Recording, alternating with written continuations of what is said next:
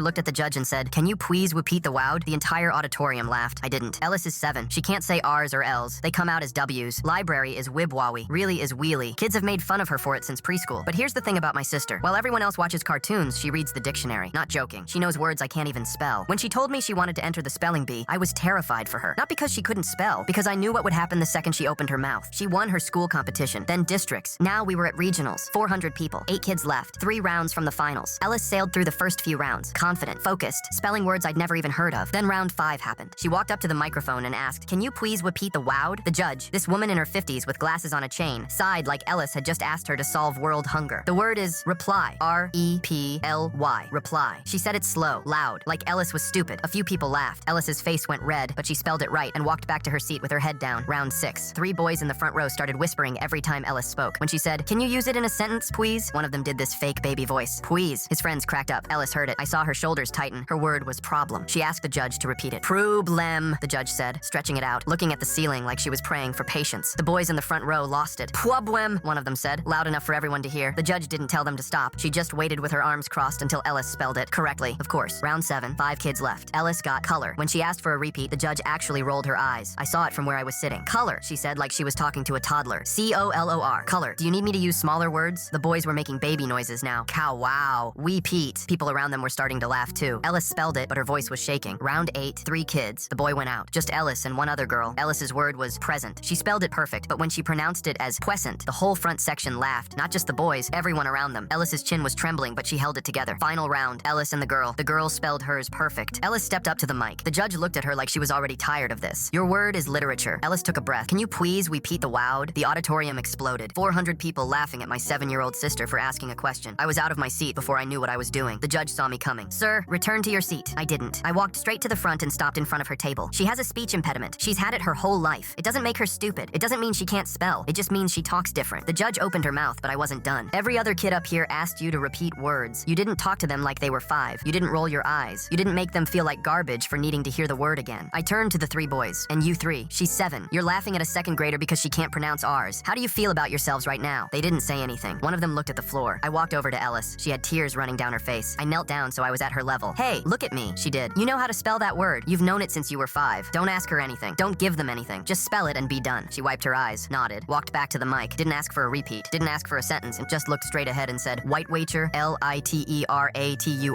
white wager." The judge, quietly, "That is correct. Ellis won." She took her trophy home and put it on her shelf. When our mom asked if she wanted to give a speech at dinner, she said,